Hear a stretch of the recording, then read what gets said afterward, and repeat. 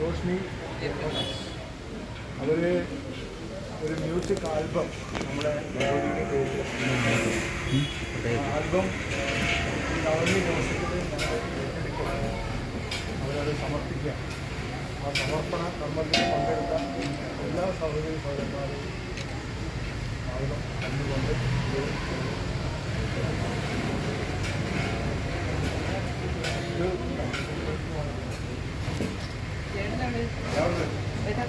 ചേട്ടൊന്ന് മുന്നോട്ട് പോവാ.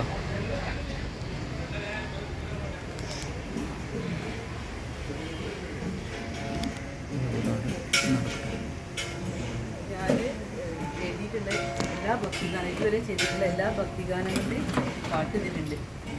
ദയവായിട്ട് ഇവിടെ പ്ലേ ചെയ്യണം. ഇനി വരാനുള്ള പാട്ടുകൾ ഇനി അടുത്തെൻ്റെ പ്രോജക്റ്റ് കാടാമ്പുഴയാണ്. അത് കഴിഞ്ഞ് പിഷാരിക്കാവാണ്. ഇനിയും ഒരുപാട് എഴുതാൻ അമ്മ അവതാക്കട്ടെ. ആ പാട്ടുകൾ ഞാൻ ഇവിടെ തരും. ഉറപ്പായിട്ട് സെക്രട്ടേറിയറ്റ് വന്നേ. സെക്രട്ടേറിയറ്റ് വന്നു.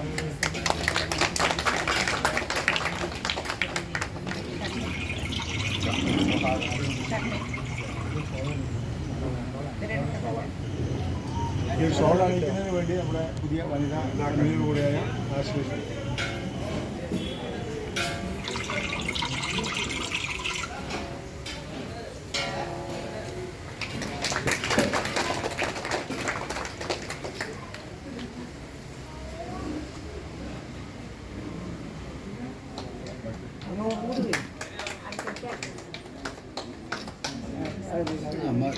വിജയിച്ചൊന്നും കൊടുക്കും. ഓ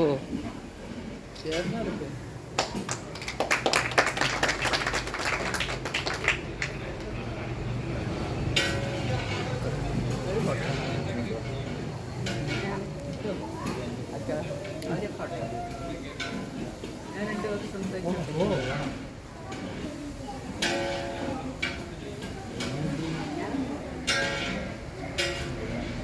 ഇവിടെ കൂടിയിരിക്കുന്ന എല്ലാ ഭക്തന്മാർക്കും എൻ്റെ വിനീതമായ നമസ്കാരം. ഞാൻ സാധാരണ കുട്ടിക്കാലം മുതലേ ഇത് വഴി പോവുകയാണെങ്കിലും ഇന്ന് കൈകൊണ്ട് തൊഴുത് പിന്നെ ഗോപിയേട്ടൻ ഇവിടെ കൗണ്ടറിലുള്ള സമയത്ത് വരാറുള്ളൊരു വ്യക്തിയാണ്. ഞാൻ ഈ പാട്ടുമായിട്ട് ആദ്യമായി തന്നെ ഇവിടെ ചെയ്യട്ടെ എന്ന് ചോദിച്ചു ഇവിടെ വന്നപ്പോൾ മോഹനേട്ടൻ പിന്നെ ഇവിടുത്തെ സെക്രട്ടറി അങ്ങനെ ഭാരവാഹികളെല്ലാവരും വളരെ സഹകരണത്തോടാണ് എന്നോട് പെരുമാറിയത്.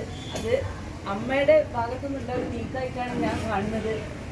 ഞാൻ ഇനിയും ഒരു പാട്ടും കൂടെ താഴ്ത്തങ്കാവിൽ അമ്മയെ കുറിച്ചിട്ട് ഞാൻ എഴുതി വെച്ചിട്ടുണ്ട്. അതിൻ്റെ 4 വരി തുടക്കം ഞാൻ പറയാം. പണിപ്പുരയിലാണ്. താഴ്ത്തങ്കാവിലമ്മേ താഴ്ത്തങ്കാവിലമ്മേ തലയിലും താഴ്ത്തും വെക്കാതെ കാക്കണേ താഴ്ത്തങ്കാവിലമ്മേ കപാലഹാരം അണിഞ്ഞുള്ള തിരുമാവിൽ കണ്ണീരണിഞ്ഞ നിൽക്കുന്ന എന്നെയും ചേർക്കണേ. അങ്ങനെയാണ് ആ പാട്ട് പോകുന്നത്. ആ പാട്ട് ശരിക്കും ഞാൻ എഴുതുന്ന ഓരോ ഭക്തിഗാനങ്ങളും എൻ്റെ ഹൃദയത്തിൽ നിന്നുള്ളതാണ്. അത് ആ ക്ഷേത്രമായിട്ട് എന്തോ ഒരു കണക്ഷൻ എനിക്ക് പലപ്പോഴും തോന്നാറുണ്ട്. താഴ്ത്തങ്കാവിലമ്മ ക്ഷേത്രം ചെറുതാണെന്നുണ്ടെന്നുണ്ടെങ്കിലും ഇവിടുത്തെ വലിയ മനസ്സുള്ള ഭക്തരുടെ ആ വലിയ മനസ്സ് അമ്മയുടെ മനസ്സാണെന്ന് എനിക്ക് പലപ്പോഴും തോന്നിയിട്ടുണ്ട്. അമ്മയുടെ ആ പാട്ട് എഴുതിയ സമയത്ത് എനിക്ക് പല അനുഭവങ്ങളും ഉണ്ടായിട്ടുണ്ട്. അതുപോലെ തന്നെയാണ് അഴകൊടി ക്ഷേത്രത്തിൻ്റെ പാട്ട് ഞാൻ മഞ്ഞൾ പ്രസാദം എന്ന് പറഞ്ഞ ആ പാട്ട് ചെയ്തപ്പോഴും എനിക്ക് ആ ക്ഷേത്രമായിട്ടൊരു വൈബ്, ആ മൂർത്തിയായിട്ടൊരു വൈബ് എനിക്ക് കിട്ടി. ഞാൻ കണ്ട് പറയുകയല്ല, അമ്മയുടെ മുമ്പിൽ എനിക്ക് കളവ് പറയേണ്ട ആവശ്യമില്ല. വളരെ ശക്തിശാലിയാണ്, വളരെ ദയാലുവാണ് അമ്മ. എല്ലാ അനുഗ്രഹവും തരുന്ന അമ്മയാണ്. ഈ വിജയദശമി നാളിൽ സാധാരണ ഞാൻ എൻ്റെ തറവാട്ടമ്പലത്തിൽ പോയിട്ടാണ് എല്ലാ വർഷവും ഹരിശ്രീ കുറിക്കാറ്. ഇന്ന് ഞാൻ അമ്മയുടെ മുമ്പിൽ നിന്ന് ആണ് ഹരിശ്രീ കുറിച്ചുകൊണ്ട് ഈ സംസാരിക്കുന്നത്. ഹരിശ്രീ ഗണപതിയെ നമ അവിഘ്നമസ്തു. ശ്രീ ഗുരുഭ്യോ നമ. സർവമംഗളമംഗല്യേ ശിവേ സർവാർത്ഥ സാധികേ ശരണ്യേ ത്രംബകേ ദേവി നാരായണീ നമോസ്തുതേ.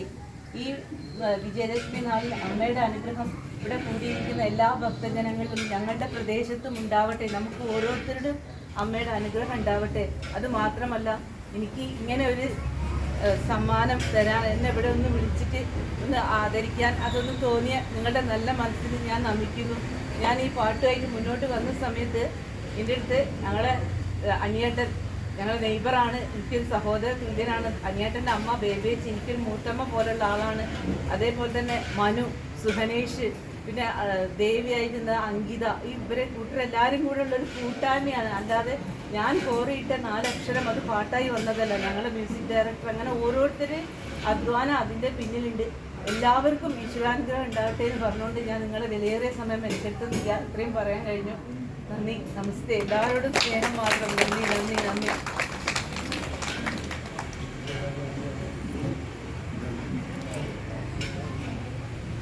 ഇങ്ങനെ ഒരു ആൽബം, മ്യൂസിക് ആൽബം ഉണ്ടാക്കാൻ സ്വന്തം ചെലവ് സഹിച്ച് ഉണ്ടാക്കി തന്ന അവരൊക്കെ നന്ദി രേഖപ്പെടുത്തുന്നു. ഇതിനെല്ലാവരും സഹകരിച്ച എല്ലാ വ്യക്തികൾക്കും നന്ദി